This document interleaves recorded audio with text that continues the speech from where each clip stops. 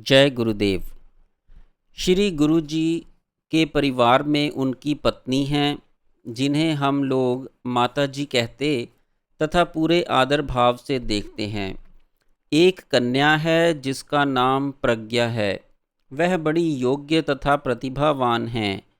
लेखक के गुरु श्री स्वामी जी गुरु ऋण से ऊऋण होने हेतु प्रज्ञा और उसके पति को दीक्षा देकर गुरुपद देना चाहते थे।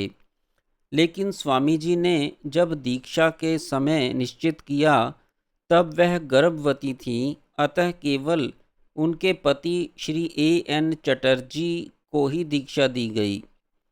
बाद में प्रज्ञा ने शंकर मठ काशी के श्री 108 श्री परमहंस परिव्राजक आचार्य ब्रह्मलीन श्री शंकर पुरुषोत्तम तीर्थ जी के शिष्य श्री स्वामी नारायण तीर्थ जी से दीक्षा ली। जून 1959 में हमारे चरित्र नायक मोती ज्वर से पीड़ित हुए और लगभग 18-19 दिन तक ज्वर से ग्रस्त रहे। वे दवा नहीं लिया करते थे, अतः दवा कोई नहीं ली। धीरे धीरे ज्वर तो शांत हो गया, परंतु काल भैरव की तो गति ही दूसरी थी। काल को ऋषि धन्वंतरी, स्वयं ब्रह्म एवं अवतार कहे जाने वाले भगवान राम और योगेश्वर कृष्ण आदि भी नहीं रोक पाए और अंत में सभी को अपनी लीला समेटनी ही पड़ी।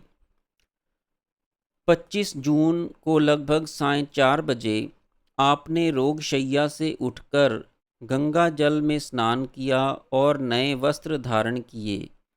एक भक्त द्वारा बंबई से भेजी गई आमों की पेटी खुलवाई, उसमें से एक आम निकलवाकर एक टुकड़ा खाया और फिर अपने कमरे के किवाड़ बंद कर चारपाई पर जा लेटे। दूसरे दिन 26 जून सन 1959 आषाढ़ कृष्ण सप्तमी को सायंकाल लगभग 5 बजे आप ब्रह्म समाधि में लीन हो गए और अनेकों शिष्यों को अंतिम दर्शन तक भी ना दे कर पाने के लिए पश्चाताप करते छोड़ गए। श्री योगानंद जी सदा स्वस्थ रहे, कभी किसी ने उन्हें बीमार नहीं देखा। उनका जीवन बड़ा संयमी था, खान पान बड़ा ही नियमित था, जिसमें कभी किसी परिस्थिति ने बाधा नहीं पहुंचाई। गर्मियों में भी वे कभी बाहर नहीं सोते थे। उन्हें पंखे की ज़रूरत नहीं होती थी। कोई उन पर पंखा झले तो वे नाराज़ होते थे। उन्हें पसीना भी कभी नहीं आता था। सर्दियों में भी अधिक कपड़े नहीं पहनते थे। स्वभाव में बड़े सरल थे, लेकिन लोग उनसे बहुत डरते थे।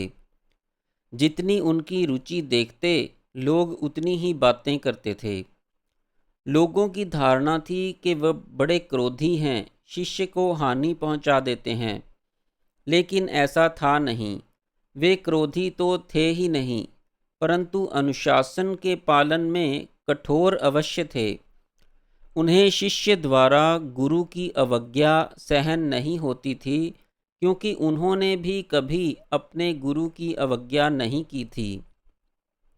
श्री गुरु जी के स्वभाव के विषय में मेरे गुरु श्री स्वामी जी ने मुझसे कहा था कि गुरु जी ने कभी क्रोध नहीं किया, किसी ने उन्हें क्रोध करते नहीं देखा। वे बड़े तैराक थे। उनके स्वभाव के विषय में उनके 13वें के दिन ऋषिकेश के प्रसिद्ध महात्मा स्वामी शिवानंद जी ने श्री देवेंद्र विज्ञानी के नाम प्रेषित अपने संवेदना पत्र में लिखा था, हिमालय की एक ज्योति बुझ गई। एक सरल प्रकृति का योगी शांत हो गया। शांत और सरल प्रकृति योगी का ऐसा उदाहरण दुर्लभ है। श्री योगानंद जी ऋषिकेश में सन 1913 से 1959 तक पतित पावनी भागीरथी के तट पर ही स्मरणीय पारमार्थिक जनहित के कार्य करते रहे। उनकी स्मृतियों, सिद्धियों, चमत्कारों और साधन अवस्थाओं की चर्चा पर आज भी शिष्य शक्ति स्फूर्ति पाते और अपने साधन में उन्नति करते हैं। इति। जय गुरुदेव।